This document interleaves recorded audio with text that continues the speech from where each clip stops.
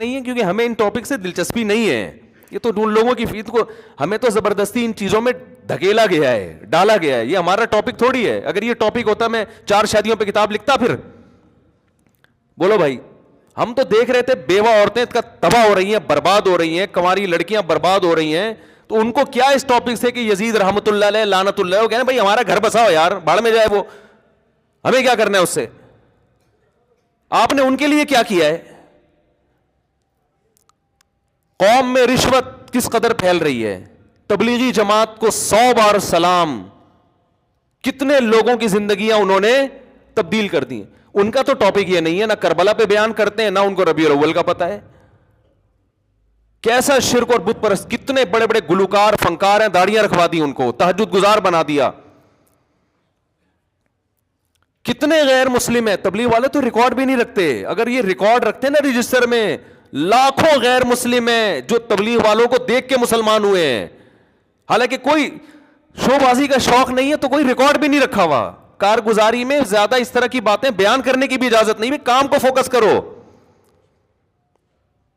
تو جو عملی زندگی والے لوگ ہیں ان کا لائف سٹائل کچھ اور ہوتا ہے, باتیں کرنے والوں کا سٹائل کچھ اور ہوتا ہے. دیکھنے میں آپ کو باتیں کرنے والے پڑھے لکھے لگیں گے, لیکن عملی زندگیاں تبدیل کرنے والے کوئی اور ہوتے ہیں. میں تو جانتا ہوں کیسے کیسے لوگوں کی زندگیوں کو تبدیل کیا ہے, کیا کیسے کیسے پتھر دلوں کو تبلیغ جماعت میں نکل کے رام ہوئے. وہ چرسی جی. تو کتنے لوگ ہیں دنیا میں جن کو ہم جانتے ہیں ایسے لڑکوں کو جو قتل کیا کرتے تھے, جو شراب پیا کرتے تھے, تبلیغ میں وقت لگا کر ان کی زندگیاں چینج ہو گئی. اگر ان کو کسی ایسے خطیب کے محفل میں لے جا کے بٹھا دیتے کہ وہ بیان کر رہا ہے جناب اس پہ کربلا پہ بیان کر رہا ہے اور حجاج بن یوسف پہ رپورٹ پیش کر رہا ہے, بنو امیہ پہ رپورٹ پیش کر رہا ہے, یہ لوگ شراب چھوڑتے؟ یہ اسی میں الجھ کے رہ جاتے. حدیث میں دعا سکھائی ہے, اللہم انی اعوذ بک من علم لا ینفع, اللہ ایسے علم سے پناہ مانگتا ہوں جو فائدہ نہ پہنچائے. تو ہماری پیدائش کا مقصد یہ ہے کہ تم میں سے اچھا عمل کون کرتا ہے. کوئی شخصیت مقصود نہیں, عمل مقصود ہے. دیکھو کس قدر اسلام میں شخصیت پرستی کی نفی ہے, اس کی میں ایک مثال آپ کو دیتا ہوں صحیح حدیث سے. بہت ٹیکنیکل مثال ہے, اس کو خوب اچھی طرح سمجھیں. قرآن مجید میں سورہ توبہ میں اللہ نے غزوہ تبوک کا واقعہ بیان کیا, جس میں کچھ 3 مخلص صحابہ پیچھے رہ گئے تھے. کوئی عذر نہیں تھا ان کو, لیکن وہ جنگ میں شریک, بولو نا, نہیں ہو سکے. بہت سے منافقین بھی پیچھے رہ گئے. جب نبی صلی اللہ علیہ وسلم غزوہ تبوک سے واپس آئے تو منافقین نے نبی صلی اللہ علیہ وسلم کو خوش کرنے کے لیے جھوٹ بول دیا تاکہ نبی آپ پہ ناراض نہ ہو, نبی کو تکلیف نہ ہو. اگر وہ یہ کہتے نا ہمیں کوئی عذر نہیں تھا پھر بھی ہم پیچھے رہ گئے, تو انہیں پتا تھا نبی کو اس سے کیا ہوگی, تکلیف ہوگی. تو قرآن نے کہا یحلفون لکم لترضوا عنہم, کہ یہ آپ کے سامنے قسمیں اٹھاتے ہیں تاکہ آپ ان سے راضی ہو جائیں, آپ ان سے خوش ہو جائیں. فَإِن تَرْضَوْا عَنْهُمْ فَإِنَّ اللَّهَ لَا يَرْضَىٰ عَنِ الْقَوْمِ الْفَاسِقِينَ. اگر آپ خوش ہو بھی گئے تو اللہ ایسے فاسقوں سے خوش نہیں ہوگا. اب پوائنٹ کی بات سمجھنے کی ہے. وہ نبی کو خوش کر رہے ہیں لیکن اللہ کہہ رہا ہے میں پھر بھی خوش نہیں ہوں گا. کیوں؟ یہاں نبی کو خوش کرنے کا مقصد اللہ کو خوش کرنا نہیں تھا, ذات نبی مقصود تھی جس میں اللہ نہیں تھا. تو اس میں بتا دیا گیا کہ نبی کو خوش کرنا بھی جب ثواب ہے, جب اس خوش کرنے کا مقصد کس کو خوش کرنا ہو, اللہ کو خوش کرنا ہو. تو اسلام میں پہلے کون ہے؟ اللہ ہے.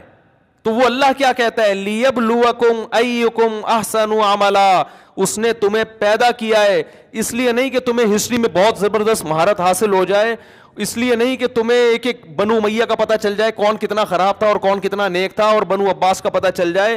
اس لیے پیدا کیا لیبلوکم, وہ تمہیں آزمانا چاہتا ہے, ایکم احسن عملا, تم میں اچھا عمل کون کرتا ہے. آپ کہہ سکتے ہیں بھئی اچھا عمل یہی ہے جو ہم کر رہے ہیں, بہت اچھا عمل ہے کہ ہم نے عوام کو الجھا دیا ہے ان مسائل میں. بہت اچھا عمل ہے. عوام پہلے غلط سمجھ رہی تھی, ہم نے صحیح سمجھا دیا عوام کو. تو قرآن نے اس کو بھی کہا ہے کہ اچھا کی ڈیفینیشن وہ ہے جس کو کون اچھا کہے؟ اللہ اچھا کہتا ہے جس کو. اللہ اس کے رسول نے جس عمل کو اچھا کہا, اللہ اس کے رسول نے اس عمل کو اچھا کہا ہے جس کا ہماری پریکٹیکل لائف سے تعلق ہے. ایک تو اسلام کے بیسک عقیدے ہیں, توحید, رسالت, فرشتوں کا وجود, یہ تو بیسک ہیں جس کو ہم ایمان مفصل اور ایمان مجمل میں پڑھتے ہیں. اس کے علاوہ کوئی بیسک عقیدہ نہیں ہے اسلام میں. باقی وہ نظریہ جس کا عمل سے تعلق ہو اس کو فوکس کرنا پڑے گا. عمل کسے کہتے ہیں؟ قرآن نے الحمد سے لے کے والناس تک اتنے آرڈر دیے ہیں کہ اگر آپ ان آرڈر ہی کو پورا کر لیں, میں کہتا ہوں اس سے اچھا انسان دنیا میں پھر وجود میں نہیں آ سکتا. آپ کے پاس ٹائم کہاں ہے ان کو پورا کرنے کے لیے؟ قرآن کہہ رہا ہے تعالوا اتل ما حرم ربکم علیکم. دیکھو مشرکین مکہ بھی نا اپنی چند مذہبی رسومات کو لے کے بیٹھ گئے تھے اور وہ یہ سمجھتے تھے کہ اس سے کون خوش ہوتا ہے؟ اللہ خوش ہوگا. قرآن نے جگہ جگہ نفی کی. کیا انداز ہے قرآن کا؟ قل, اے نبی ان سے کہہ دیجئے, تعالوا آؤ, اتلو, میں تمہیں پڑھ کے سناتا ہوں اللہ کا کلام, ما حرم علیکم ربکم, میں بتاتا ہوں تمہارے رب نے کون سی چیزوں کو حرام کیا ہے. یہ جو تم نے جاہلیت کی چند رسومات کو پکڑ کے بیٹھ گئے ہو نا اپنے طور پر, اب معیار ایک تم نے بنا لیا, یہ نہیں ہے. آؤ میں تمہیں بتاتا ہوں کون سی چیزیں جن سے خدا ناراض ہوتا ہے اور کون سی چیزیں جن سے خدا خوش ہوتا ہے. آؤ. کتنا اچھا انداز ہے کہ یہ ایسے ہے جیسے ایک آدمی کنفیوز پھر رہا ہو, پاگلوں کی طرح دیواروں سے ٹکرے مار رہا ہو, اس کو منزل نہ مل رہی ہو. اس نے جانا ہے جناب صدر جانا ہے, کوئی گاؤں دیہات سے کوئی بندہ کراچی آ گیا, یا اس نے کینٹ اسٹیشن جانا ہے. اب اس سے پوچھتا ہے, وہ کہتا ہے کینٹ اسٹیشن ادھر کو ہے, وہ ادھر کو چلنے لگا. دوسرے سے پوچھتا ہے, وہ کہتا ہے نہیں, وہ بھی صحیح بتا رہا ہے کہ ادھر کو ہے, لیکن اتنے پیچیدہ طریقے سے بتا رہا ہے کہ تو پہلے یوں جانا, پھر یہاں سے جا کے نا ایک گولے گنڈے والا آئے گا, وہاں سے رائٹ ٹرن ہو جانا, پھر ایک کلفی والا ہے, ادھر سے لیفٹ ٹرن ہو جانا, ادھر 4K کا اسٹاپ آئے گا, وہاں سے پھر بس میں چڑھ کے پھر ادھر اترنا, پھر یوں. بوکھلا گیا یار. دوسرا بندہ, بھائی چھوڑ اس کو, تو ایسا کر, تو ایسا کر, تو یہاں سے نا ادھر سے جانے کے بجائے ادھر رش ہوگا, ادھر رش ہوگا, تو یہاں سے نکل جا کٹھی پہاڑی سے, کٹھی پہاڑی سے یوں نکلے گا, پھر ادھر سے بنارس ٹن مارے گا, ادھر شیر ادھر جائے گا. روڈ تھوڑا خراب ہے لیکن راستہ کھلا ہوا ہے. پھر اب وہ شیرشاہ کیا ہوتا ہے, ایسے میں کوئی عقل مند کہے گا ادھر آ یار, ایسے ہی ہوتا ہے نا اسٹائل, ابے ادھر آ, زیادہ لمبی چوڑی ٹینشن میں پڑنے کی, ادھر آ, ادھر بیٹھ جا پیچھے گاڑی میں ادھر ہی جا رہا ہوں. حل ہو گیا نا مسئلہ. ہاں تبلیغ والے یہی کرتے ہیں کہ ابے تو چھوڑ دے ان مناظروں میں, بحثوں میں, 3 دن لگا لے, انسان کا بچہ بن کے واپس آ جائے گا, لگا لے ہمارے ساتھ. واقعی یہ انداز بڑا بہترین ہے. وہ چھوڑ دے یار. وہ میں نے کہ اہل حدیث کا واقعہ سنایا تھا نا, وہ ابھی بھی اہل حدیث ہی ہیں لیکن وہ تبلیغ میں لگنے لگے, کہہ رہے یار میں یہ رفع الیدین, آمین بالجہر, ٹانگیں چوڑی کرنی ہے, پتلی کرنی ہے, پوری زندگی برباد کر دی, حاصل کچھ بھی نہیں ہوا. اور کہہ رہے جس کے پاس جا کے بیٹھو دوسرا فرقہ غلط لگنے لگتا ہے. میں نے ان کا, میرے بڑی اچھی دوستی ہے ان سے, وہ میری 4 شادیوں والی کتاب پڑھ کے مجھ سے ملنے. اہل حدیث تو اتنی بڑی داڑھی ان کی نا, 4 شادیوں والی کی کتاب پڑھ لی, 2007 میں پڑھی انہوں نے. مجھے تلاش کرتے کرتے پہنچے, اور بڑے بغلگیر ہوئے, کہہ رہے یار کیا کتاب ہے یار, میری تو زندگی بدل گئی. بڑی بہت متاثر ہوئے, تو داڑھی سے مجھے اندازہ ہو گیا وہی اہل حدیث ہیں. تو میں نے کہا کیا یہ آپ کہہ رہے, میں پہلے دیوبندی تھا, نہیں پہلے میں بریلوی تھا, پہلے میں کیا تھا, بریلوی. تو ہم وہ 40ویں 11ویں شریف 12ویں شریف نظر و نیاز سارے جمعرات کے سب کچھ رپورٹ ہمارے ہاں تفصیل سے چلتی تھی. کہہ رہے پھر میں دیوبندیوں کے پاس بیٹھنا شروع ہوا, تو کہنے لگے میں دیوبندی بن گیا. کہہ رہے ہیں پھر اس کے بعد میں بڑی ملامت ہوئی, خاندان ظاہر ہے ملامت کرتا ہے. تو جب میں دیوبندی بنا تو پھر کچھ دنوں کے بعد اہل حدیث میں بیٹھا, انہوں نے بخاری کی حدیث دکھائی رفع الیدین والی. میں نے کہا دیوبندی تو یہ کرتے ہی نہیں ہے. اب ظاہر ہے ہر آدمی کے پاس علم نہیں ہوتا, انہوں نے کوئی 2-4 مولوی مل جائیں گے, ان سے پوچھا ہوگا, ان کے کچھ, ہر آدمی کو ہر چیز معلوم تھوڑی تھی. پیناڈول کی تحقیقات ہر آدمی کے پاس ہر وقت تھوڑی, ہر ڈاکٹر کے پاس بھی نہیں ہوتی. تو وہ کہہ رہے میں پھر اہل حدیث بن گیا. کہہ رہے جب میں اہل حدیث بنا تو ایک دن جماعت المسلمین والوں کا کہیں مجھے لٹریچر ملا, کہ ہمارا فرقہ وارانہ نام نہیں ہے، یہ حنفی، شافی، دیوبندی، بریلوی، اہل حدیث، یہ تو فرقے بنائے ہوئے. ہوا سماکم المسلمین، اللہ نے نام کیا رکھا ہے؟ مسلم. آئیے جماعت المسلمین میں، جس کا کوئی فرقہ نہیں ہے. انہوں نے کہا یہ اہل حدیث بھی فرقہ ہے. کہہ رہے ہم جماعت المسلمین نکل لیے. اب آسان نہیں ہوتا مسلک چھوڑنا، ملامتیں. کہہ رہے نہیں ہمیں تو حق کی تلاش تھی، ہم کہاں نکل لیے؟ جماعت المسلمین. کہہ رہے جماعت المسلمین کے اب شکر ہے اس کے بعد کوئی لیٹسٹ فرقہ وجود میں آیا نہیں تھا اس سے اوپر کا، لیکن اب جماعت المسلمین بھی پارٹ 1 پارٹ 2 ہو گئی ہے. ورنہ وہ ساری زندگی پارٹ 1 پارٹ 2 کے مناظرے کراتے رہتے کہ ان میں پارٹ 1 صحیح ہے یا پارٹ 2 صحیح ہے. اب تو جماعت المسلمین کا مسئلہ ایسا حل ہوا نا، جب سے پارٹ 1 پارٹ 2 آیا جماعت المسلمین کا زور بھی ختم ہو گیا. ورنہ ہم یہاں محلے میں ایک درد سر بنے ہوئی تھی جماعت المسلمین. ہر تھوڑے دن میں کوئی لڑکا لٹریچر لے کے آ رہا ہوتا، اس کا کیا مطلب ہے، اس کا کیا مطلب ہے. ہم شادیوں پہ کام کر رہے ہیں، لوگوں کو کہہ رہے ہیں یار بیوہ عورتوں کو سہارا دو، اور جناب طلاق یافتہ عورتوں کو سہارا دو. اور ادھر تو علماء کی صلاحیت ہے جب ان چیزوں میں لگیں گی تو معاشرے میں وہ مثبت کام کس ٹائم پہ کریں گے بیٹھ کے. تو وہ جناب جب سے پارٹ 1 پارٹ 2 وجود میں آئی ہے نا، اب مسئلہ ہی حل. جب بھی کوئی جماعت المسلمین والا کہتا ہے کہ نبی نے فرمایا جماعت المسلمین اور اس کے امام کا کو یعنی لازم پکڑو، تو ہم کہیں گے پارٹ 1 کے بارے میں فرمایا یا پارٹ 2 کے بارے میں؟ پہلے یہ فیصلہ کر لو، پھر ہم حدیث میں دکھاؤ پارٹ 1 ہے یا پارٹ 2 ہے. تو اب وہ سنا پارٹ 3 بھی ہو گیا، واللہ اعلم. ہر نیا فرقہ بنتا ہے یہ کہہ کے کہ میں سارے فرقوں کو ختم کر رہا ہوں، مگر وہ ایک نئے فرقے کی بنیاد رکھ کے خود 20 فرقوں میں ڈیوائڈ ہو جاتا ہے. سمجھ رہے ہو؟ تو وہ پھر جماعت المسلمین میں چلے گئے. اب جماعت المسلمین کا اس وقت پارٹ 2 نہیں تھا، تو وہ جماعت المسلمین میں گئے تو ان کو وہاں بڑا اچھا لگا. بھائی ہر بات قرآن کی، ہر بات حدیث کی، لیبل تو سب نے بڑے اچھے اچھے خوبصورت لگائے ہوئے ہوتے ہیں نا.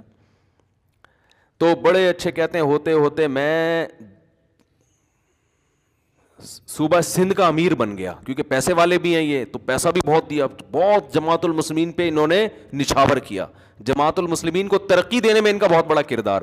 میں نام اس لیے بتاؤں گا کہ ان کی طرف سے پابندی ہے جماعت المسلمین والے پھر ان کے تنگ نہ کرنا شروع کر دیں ان کو. کیا بھائی تو نے جماعت المسلمین چھوڑ دی، ہمارے راز کیوں فاش کر رہا ہے؟ یہ بھی تو خطرہ ہوتا ہے نا. تو کہتے ہیں مجھے پھر ایک دن اندازہ ہوا، کیونکہ حق کے متلاشی تھی، مجھے اندازہ ہوا کہ حنفی لوگ ابو حنیفہ کی اتنی تقلید نہیں کرتے جتنے یہ جماعت المسلمین والے اپنی امیر کی مقلد ہیں. یہ لوگ لیبل لگاتے ہیں کہ ہم کسی کی تقلید نہیں کرتے، مگر جتنے بڑے مقلد یہ لوگ ہیں، اتنا بڑا مقلد مجتہدین کی ایسی تقلید نہیں ہو رہی ہے. کہہ رہے پھر میں سوال پوچھتا تھا، مجھے اس کا جواب نہیں ملتا تھا. تو میں پھر کنفیوز ہونا شروع ہو گیا، یار تم تو باپ بنائے ہوئے تم نے اپنے امیر کو. کہہ رہے اب کہاں جائیں بھائی، یہ تو شکر ہے مرتد نہیں ہوئے. میں نے ایسے لوگوں کے واقعات سنے جو تنگ آ کے بالآخر مرتد ہو گئے، اسلام چھوڑ دیا انہوں نے. کہہ رہے ایک دن میں گیا تبلیغی جماعت، کہیں فضائل اعمال کی تعلیم چل رہی تھی تو میں جا کے بیٹھ گیا. مجھے انہوں نے پاؤں دبانا شروع کر دیے کہ سیروزے میں چلو. کہہ رہے پہلے تو میں نے سوچا اب یہ رفع الیدین کا مسئلہ چھڑیں گے نا، اب یہ آمین کی بات کریں گے. کہہ رہے میں نے ٹانگیں چوڑی کر کے نا یوں کر کے پوری نماز پڑھی ایسے کر کے کہ مجھے کوئی چھیڑے. کسی نے نہیں چھیڑا. کہہ رہے میں نے کہا 3 دن لگاتا ہوں پھر چھیڑوں گا. میں 3 دن لگاتا ہوں، یہ الفاظ میرے ہیں، چھیڑوں گا. اور یہ تو ہماری اپنی کراچی کی اردو میں یہ چیزیں بنائی ہوئی ہیں ہم نے، یہ ٹھیک ہے نا. تو انہوں نے کہا شاید اب مجھے تنگ کریں یہ لوگ کہ میں سیروزہ میں ٹرائی، جہاں اتنی جماعتیں ٹرائی کی ہیں اس کو بھی ٹرائی کر لو. تو کہہ رہے میں نے کہا میں یوں جاؤں گا پھر یوں کروں گا پھر زور سے آمین، تو کچھ نہ کچھ تو ہوگا. کہہ رہے حیران ہو گیا، 3 دن ہو گئے مجھے کسی نے کچھ نہیں کہا. ان کی ایک ہی بات تھی، بھائی یہ دین ہمارے اندر کیسے آئے گا، پوری دنیا کے اندر کیسے آئے گا، اس کے لیے ہم سب کو مل جل کے فکر. کہہ رہے میں کہہ رہا ہوں بھائی یہ رب کہہ رہا چھوڑ تو جیسے کر رہا ہے نا کرتا رہے. یہ جو سعودی عرب میں تبلیغی جماعت پہ پابندی لگی ہے نا، اس پہ بہت سے لوگ مجھے کہہ رہے ہیں آپ حکومت سعودیہ کے خلاف بیان دیں. ہم نے ایک بڑے عالم کی بات بڑی خاندانی سنی جو میرے شیخ ہیں. انہوں نے کہا تبلیغی جماعت پہ جب پابندی لگی ہے تو اس کو تبلیغی انداز سے ہی حل کرنا پڑے گا. تبلیغی انداز یہ کہ کسی کے خلاف بیان نہ داغا جائے، کیونکہ اگر آپ بیانات داغنا شروع کر دو گے نا حکومت کے خلاف، سعودی حکومت کسی کی نہیں سنتی. سمجھ رہے ہو نا، وہ آپ کے میرے بیان سے متاثر ہو کر یہ نہیں کہا مفتی طارق مسعود صاحب کا بڑا خطرناک بیان آ گیا, محمد بن سلمان نے کہا آج سے میں نے اپنا فیصلہ واپس. ان کی جونی وہاں بڑے بڑے علامے پڑے ہوئے ہیں, بڑے بڑے مفتیان کرام نے ایک حرف بولا اندر ہو گئے. تو اس سے سوائے اس کے کہ تبلیغ پہ پابندی کے ساتھ علماء پہ بھی پابندی لگ جائے اور مزید کچھ نہیں ہوگا. تو بڑی پیاری بات کی انہوں نے کہ بھائی اس پابندی کو تبلیغی اسٹائل میں ہی حل کیا جائے. تبلیغ والے یہی اس طرح اسٹائل ان کا کیا ہے, یہی ہے جو ابھی بیان کر رہا ہوں کہ وہ کہہ رہے کہ بھائی رفع الیدین کا مسئلہ اور بھائی چھوڑ یار ٹھیک ہے نا, چھوڑ دے اس مسئلے کو. یہ دین ہم سب کا ہے بھائی, ہم سب نے مل کے کہہ رہے ہیں. پھر میں چلہ لگانے گیا, پورا چلے میں ایک حرف کسی نے نہیں مجھے کہا تو کس جماعت سے تعلق ہے, تیرے کس فرقے سے تعلق ہے. اللہ کی قسم اس کے یہ الفاظ ہیں, کہہ رہے مجھے پتا چلا کہ حق پر کون ہے, یہ لوگ ہیں. حق پر کون ہے, کہہ رہے یہ ہیں حق پر. تو گھوم پھر کے نا دھکے کھا کے جب فرقوں سے پٹ پٹا کے بالآخر یا تو مرتد ہو جاتا ہے یا گھوم پھر کے کہتا ہے یار جانے دو یہ ہمارے مسائل ہے نہیں. تو بالکل یہی انداز ہے قرآن کا. جیسے میں بتا رہا ہوں صدر بھیجنا ہو, جیسے تبلیغ والوں کے پاس جاؤ نا, کیا کہہ رہے ہیں یار آجا ہمارے ساتھ 40 دن گزار لے بس. تو وہی اسٹائل ہے. صدر جا رہے تھے, وہ ادھر ادھر, اس نے کہا بھائی پیچھے بیٹھ جا گاڑی میں, ادھر آ ادھر آ ادھر بیٹھ جا, میں پہنچا دوں گا تیرے کو. تو یہاں بھی یہی ہے, قل تعالوا اتل ما حرم ربکم علیکم. اے نبی یہ بوکھلاتے پھر رہے ہیں اپنی طرف سے, زمانہ جاہلیت کی رسومات کو فالو کر رہے ہیں. ان سے کہ آؤ آؤ ذرا میں تمہیں بتاتا ہوں, ما حرم ربکم علیکم, بتاؤ میں بتاتا ہوں کیا حرام کیا ہے. وہ چیزیں حرام کی ہے جو بالکل نیچر بھی ان کو غلط کہتی ہے, کوئی بہت پیچیدہ دین نہیں ہے. اللہ تشرکوا بہ شیئا, اللہ کے ساتھ کسی کو شریک نہ کرو, اس نے بنایا, اس کے کون شریک ہو سکتا ہے. وبالوالدین احسانا, والدین کے ساتھ اچھا سلوک کرو. کیسی پیاری تعلیمات ہیں. یہ چیز ہے فوکس کرنے کی. باپ ہے ماں ہے, ان کا دل نہ دکھانا, بڑھاپے میں ان کے قدموں میں جنت تلاش کرنی ہے.